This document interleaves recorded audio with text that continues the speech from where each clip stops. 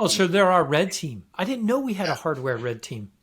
Well, that's why we call them the offensive security research. That's a term usually used for the bad guys out in the world because they're offensive in nature, attacking systems. But these are white hats that know how to hack like that. So yeah, we have a So really it's good to be friends with these guys, I bet.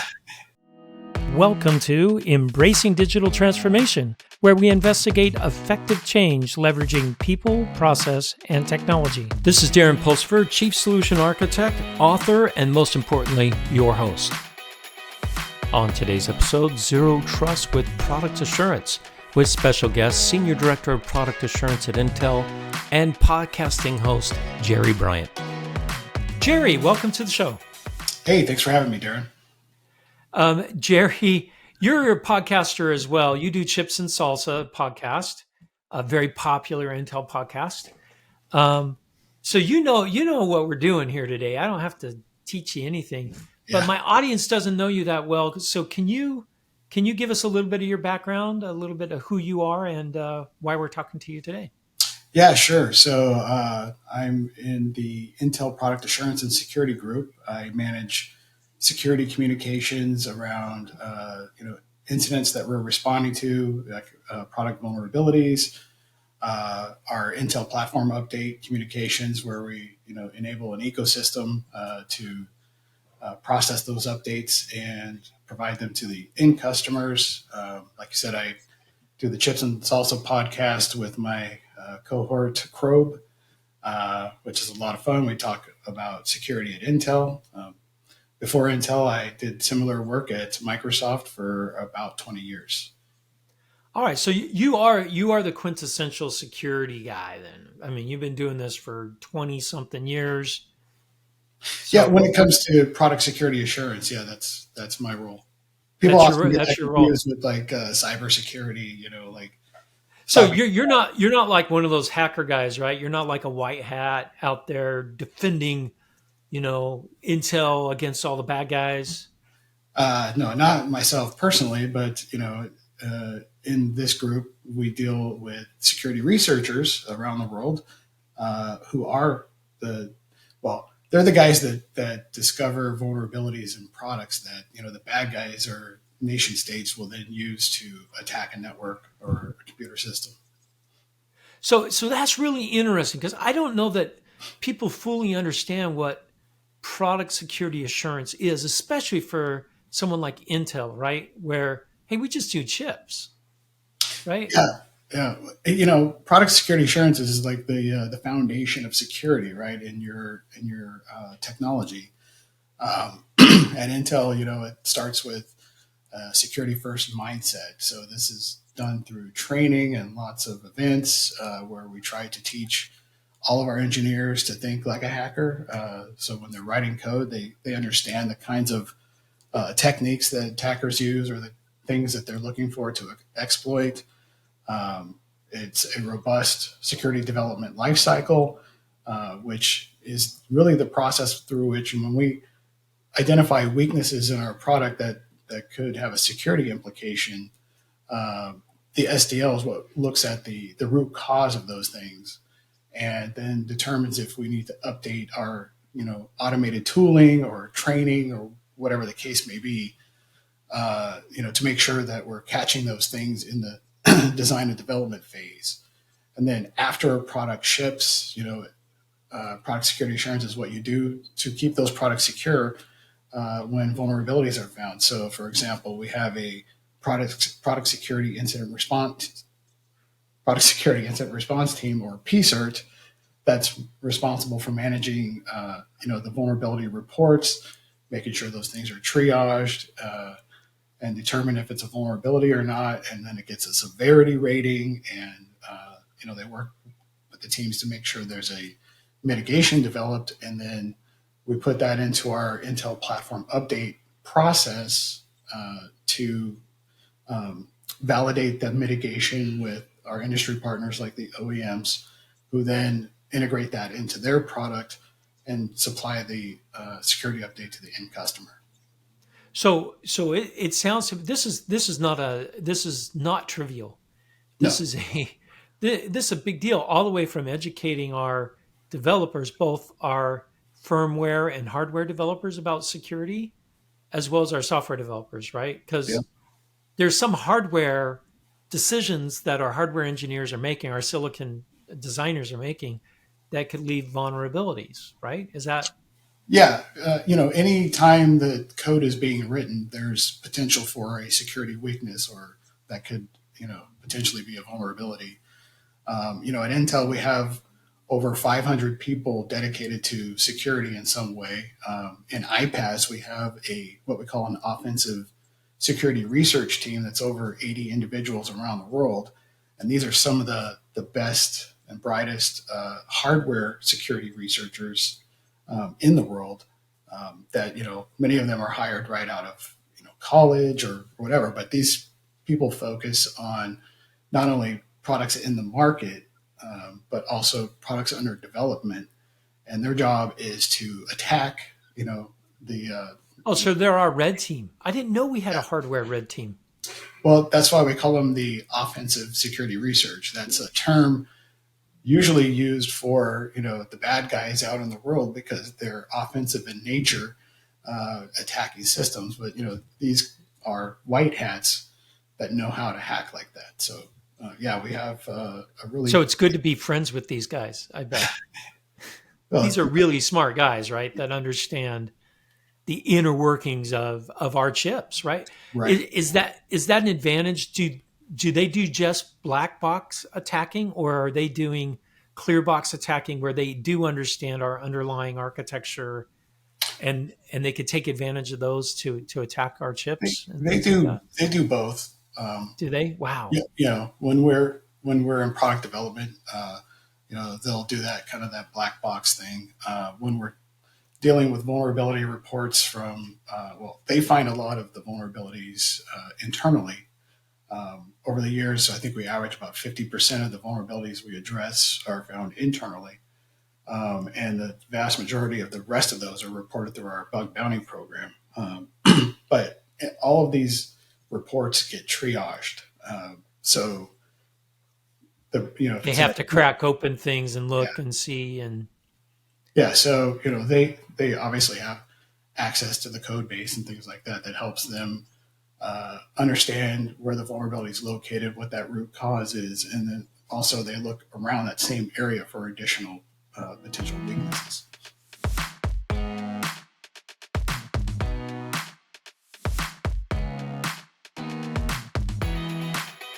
so do people ever send in vulnerabilities that just aren't true? Yeah. Red herrings for our, that we spend cycles on trying to chase and clean up and I think it's not that bad. I mean, people okay. send in reports that we triage, and we call it a negative triage if we determine it's not a vulnerability. But we don't discourage that.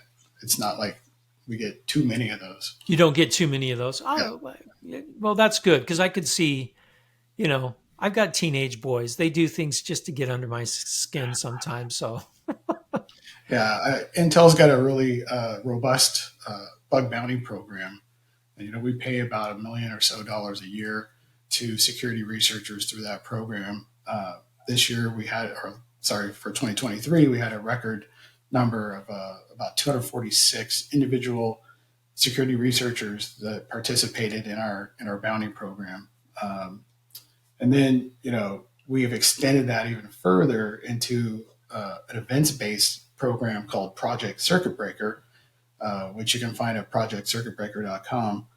But these are events, like I think the first one was Camping with Tigers, and it was we provided hardware to a group of elite external researchers. We put them in front of our engineers to get training on hacking hardware, basically, and let them go hack away at the product. So we we do a bunch of these different kinds of events that are designed to help folks that are used to researching software transition to researching hardware. So we're actually trying to teach you're trying to teach security hacking. researchers how to hack hardware, because we want more people looking at it. That's why we fund a lot of academic research in the security space, just Does because. that ever, that seems a little scary, a little bit, right? It would be like if I had a safe company and I hire, hackers or I hire bad guys and say, "Hey, come and break into my safe." It Is Well, there any fear in that? Hey, we're letting people access to things. not really. I mean, most of these people are professionals. They practice what we commonly call in the industry coordinated vulnerability disclosure, which is Okay. CVD, which means they're going to coordinate the disclosure of that vulnerability with us, which for us is when we're supplying a mitigation to the end user. So Okay, nothing. so they let us know first. We Yeah, come up with a mitigation and then let the world know. yeah, and we give them credit in our public advisories for finding the issue. But yeah, it's a good program, and Intel's got one of the best programs in the industry. Oh, that's really cool. The way that's all set up. All right, so what does this lead to? I mean, we do hardware, firmware. I know I used to run a division, our solid state drive. I used to be the firmware manager and director of firmware for our solid state. We did a lot of bug bounties on our firmware and product quality on our firmware, as well as software. What does all this lead to? Better products for us, but how do we know ours is better? How do we let the world know if there's problems in an effective way? What Yeah, what does this all lead to? yeah. So it's funny. Last September 2023, our CEO Pat Gelsinger went out on LinkedIn and made a blog post. And a lot of it was talking about the new trust authority, the Intel Trust Authority. Right? Yeah. But towards the end, he started talking about product security and that it's a must have, right? And he he challenged the readers to find a silicon vendor that invests as much as Intel in product security assurance, and he also challenged the entire industry to raise their game. Um, and he said he would put Intel's product security assurance up against any of our direct competitors. So we Boy, that's a throwdown if I've ever seen one. yeah. So we uh, have recently released a couple of reports. One is the fifth annual 2023 Intel Product Security Report. And in that report, we do a bit of a competitive analysis on platform firmware vulnerabilities, Intel and AMD. And then also we commissioned a company called ABI Research to do an independent study on product security assurance in the silicon industry. And they found that Intel's product security assurance was number one in the silicon industry by a pretty good margin.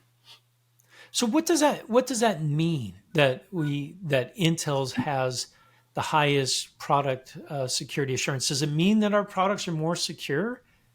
Does it? I mean, what does it really mean to like an end user of Intel products? It means that Intel has invested in a broad range of security assurance efforts, right? So, you mentioned hackathons before. I mean, we do over 120 hackathons per year.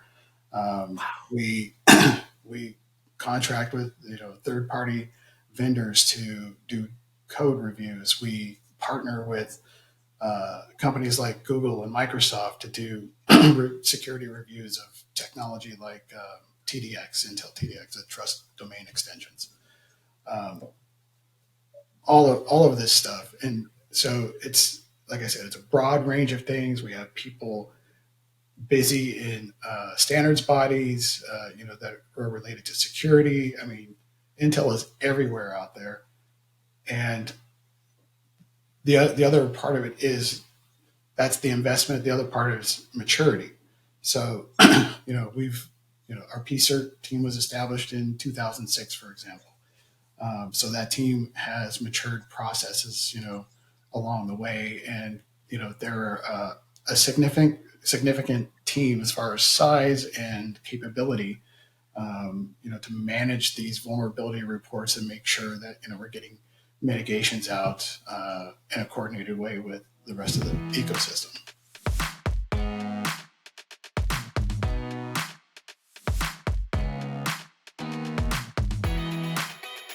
Even though we've got really great security built in and we're testing security in products that are pre-release and post-release, they still find issues, right? I mean, issues are found every day in hardware and software.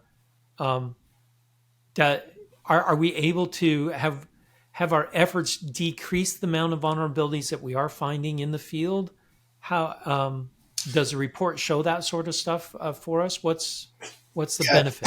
So if you look at the product security report, we actually had a reduction in hardware and firmware vulnerabilities as compared to 2022. Um, I have to pull that up here real quick just so I can To give you get the raw actual numbers? numbers. Uh, but yeah, it was a combined 39% reduction in hardware and firmware vulnerabilities. But then we saw an increase of a couple 100% in software vulnerabilities. And Interesting.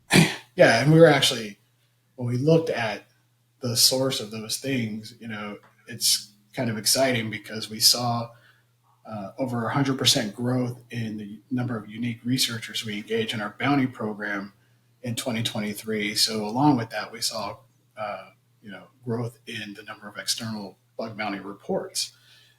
Turns out that the vast majority of those were in software, and that's like I mentioned, the Project Circuit Breaker. We're trying to teach people how to hack on hardware because most of the folks out there are that are, participate in our bug bounty program are professional bug hunters. They do that for a living. Um, and they're mostly looking at software. So they've got fuzzers to fuzz drivers or whatever the case may be. And so they find most of the stuff in software. Gotcha. So we're trying our best to get more hardware bug finders or bug hunters, I guess. What are they Yeah. called? But I wanted to make a point there. So when we talk about the investment in product security assurance and maturity, a mature framework, you look at these root causes, like I said earlier, Right. these vulnerabilities, and you go back to the SDL program, and you figure out what you can do to update tooling, automated code scanners, things like that, to look for specific types of bugs.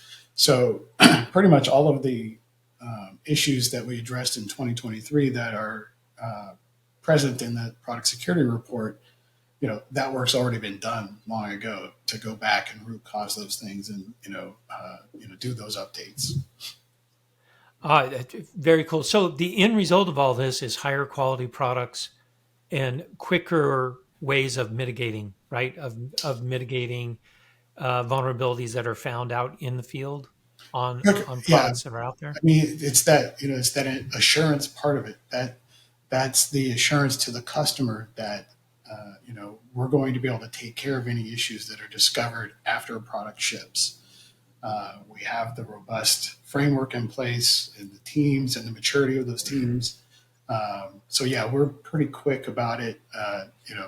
Depending on the type of issue it is, the hardware level mitigations are they're a little more tricky because of all of the ecosystem that are involved in processing that update. We have a phased approach to our Intel platform update process. So it starts with what we call like architecture partners. So these are OS vendors, hypervisor vendors, cloud security providers. When we're looking at a microcode update, we will present those things to that group of partners ahead of time to make sure that the mitigation is going to work effectively, for them if there's a software component to that mitigation. So, maybe the operating system has to add a bit of code to finalize that mitigation that we put in the hardware. So what I heard there is sometimes our hardware mitigation, let's say that we've burned it into silicon, I can't just go and replace all those chips. So I come up with some kind of a patch, right? A Yeah. software or a firmware patch that is going to either mitigate the situation or decrease the functionality of the chip or whatever the case may be to mitigate the bug found in hardware. So that's a very expensive fix. I mean, yeah, I guess if So you, we yeah, want to find those early. I guess is what I'm trying. We right. want to find those before we do tape out and we produce hundreds of millions of those chips if we can, right? Yeah. And, this, again, the assurance part of that equation is that, yes, we may have had a couple hundred, a few hundred vulnerabilities in a given year that we addressed publicly. But the scale of the bugs we find when products are in development is orders of magnitude larger than that. So the vast majority of things are found before the product ships. That's incredible. And your team is working not just post production, right? You guys are through the whole cycle. You're helping products move along that whole development cycle. Is that part of your charter? Yeah, the iPaaS organization is does all of that. So they do the security engineering part of it. I mentioned the offensive security research team, the SDL team, several other teams. We have teams that are dedicated to working on Linux kernel mitigations for security issues, for example. We have teams everywhere working on all sorts of security problems and issues, and before and after products ship.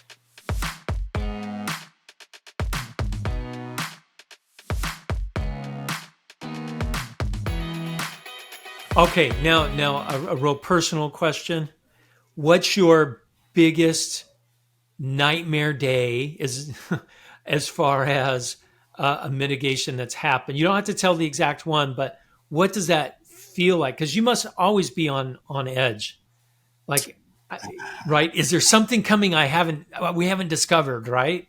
Is that a worry that you have? And when that did happen, because I'm sure it's happened, it's got to have happened. Yeah. What does that feel like? Well, I'm an incident responder, so I tell people looking to get into this space, they have to understand that incident response is it's a lifestyle. It's like That's when things are not going well from a vulnerability perspective. That's you just have to be on your game for however long it takes. We haven't had big issues like that here at Intel. But previous work at Microsoft, there were some big, internet worms and things like that came out that I was involved in, and there was one particular incident I remember. It was like 18-hour days for like 3 weeks straight, and I was walking out of the war room and passing a coworker, and she's like, "How is it that you're still smiling?" And I'm like, "This is what we do. It's what we live for. It's not that we want vulnerabilities, but we." When they come up, we're ready. Let's get on them. So, wow. So it's a little bit of an adrenaline rush, oh, probably with a letdown afterwards, I would guess. I guess it would be. I never noticed it that way. It's just, it's, you know, it seems like everything else that a person like me does is just fun projects to work on while I'm waiting for the next incident. And that's when the real fun starts. Because it's So in some sense, you're a cyber warrior. well, I don't put Well, because myself. you're doing incident response, right? I mean, it has happened. Now you have to respond. It's you deal on the defensive side, right, which is extremely important. Um, Yeah, it's mitigating problems so customers can be secure. I mean, it's as simple as that. It's like we got to get those mitigations out as quickly as possible so that they can install that mitigation and not have to worry about anything. Yeah, about losing their data or being held hostage through Yeah, ransomware attacks, whatever the case may be. whatever, the case may be. We don't see too many ransomware attacks, using vulnerabilities in Intel products, but nation states and other threat actors, they continue to kind of look below the OS layer at the firmware. So we've seen things that are like Black Lotus, for example. These things become persistent in the firmware, and they're very hard to find. And of course, Intel is developing security technologies to detect those things, which is cool. Intel Threat Detection is the product I'm thinking of, and it's integrated into certain versions of Windows Defender, I think, on Intel vPro systems. But anyway, yeah, there's a lot of folks out there that are the cybersecurity defenders, like our network IT guys, are more in that category than I am. I'm just a incident responder, like almost like a safety guy. That's the safety. If it gets to you, it's pretty bad. Then is what I'm hearing. Well, yeah, I mean we're the ones making sure that we put a stop to an attacker's ability to use a vulnerability. So it may be that's another question a lot of people had. There were quite a few. There was the big. There was the twins on side channel attacks. When was that? 4 years ago? 5 years ago now? 2018. Yeah. Yeah. See, I knew you would know the date. 2018, October 23rd at 11 p.m. We got yeah. Um, those vulnerabilities were found in a lab, never utilized in the open, from what I Correct. understand. So those are great ones to find in the labs and have a mitigation quickly, because then we can protect everyone very quickly without it ever getting out. Yeah. I mean, yeah, and the Spectre Meltdown were the names of Yeah, the Spectre and key Meltdown. ones, That's and right. there's been several since then, and none of them have been known, as far as we know, to be used in an actual attack. But yeah, and the funny thing is a lot of those side channel issues, if we don't find them internally, because we do find a lot of them internally, and we mitigate those, and we publicly disclose the information about what we found, because that's our commitment to transparency. But a lot of those are found in academics institutions, and I recall early on, it seemed like the media was pitting these academic researchers against Intel, like we're at odds or something. Um, But you're actually paying them to do well, this. sometimes sometimes there's a grant.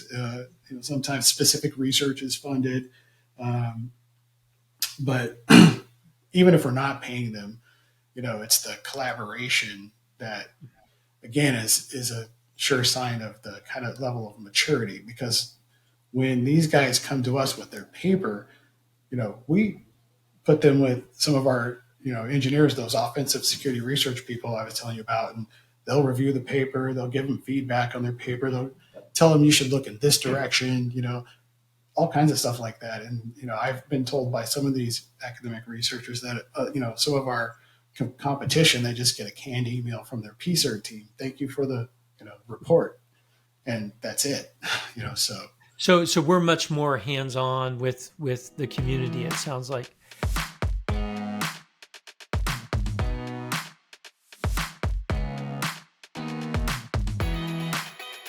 So that's another question. When our offensive team finds stuff and we're advertising the stuff, doesn't the whole community get benefit? Don't our competitors also? Because their architectures, they license our architecture from us, right? AMD does that. well, yeah, And the other some side channels are cross-platform, some aren't. some Um, are. Okay, but everyone benefits from vulnerabilities found in a lab compared to in the open, right? Right. And, whenever we find, architectural level vulnerability in hardware, we always test other platforms. We'll test to see if AMD is affected or ARM chips. And if so, we'll reach out to them, share, the information with them so that they can, start working on a mitigation, and we'll coordinate the disclosure with them. So, typically we wouldn't go and publicly announce that at a different day and time than them, because the idea is the whole ecosystem gets told, at the same time when a mitigation is available. So that collaboration, it's like a co-op petition, right? I mean, we collaborate with our competitors to help produce a safer computing environment across the whole ecosystem, is what it sounds like. Yeah. I mean, a good example of collaboration. So our next episode of Chips and Salsa is an interview with folks from Intel, from the MITRE Corporation, AMD, a company called Cycuity, and a company called Riscure. And so MITRE runs the common weakness enumeration and the common vulnerability enumerator systems. And the common weakness enumeration, or CWE, is the description of a root cause of a vulnerability. And they've got a big list of these things. So when you're looking at a vulnerability and your root cause it, you can assign a specific CWE identifier to it. Anyway, so this industry group got together because they needed hardware CWEs that described transient execution vulnerabilities more precisely. So that helps down the road when you're thinking about how to architect, around those kinds of issues, or software developers are developing software on a platform. They understand these kind of issues. So anyway, so it's interesting. There's a lot more collaboration than I thought there would be across the product assurance teams. It sounds like you guys are sharing and improving everything across the board, which is awesome to see. Yep, definitely. All right, Jerry. Hey, this has been wonderful. You've educated me on some things I did not know about, and it sounds like to be in your position, you got to be pretty calm. Just hopefully, yeah. Yeah, hopefully. But yeah, definitely, folks should check out our product security report for 2023 and see how our platform firmware vulnerabilities stacked up against AMD's. Yeah, absolutely. And you can find that on the website. We'll have a link on there directly from embracingdigital.org. Sounds good. Hey, Jerry, thanks again for coming on the show. I appreciate it. Hey, thanks for having me, Darren. Thank you for listening to Embracing Digital Transformation today. If you enjoyed our podcast, give it 5 stars on your favorite podcasting site or YouTube channel. You can find out more information about Embracing Digital Transformation at embracingdigital.org. Until next time, go out and embrace the digital revolution.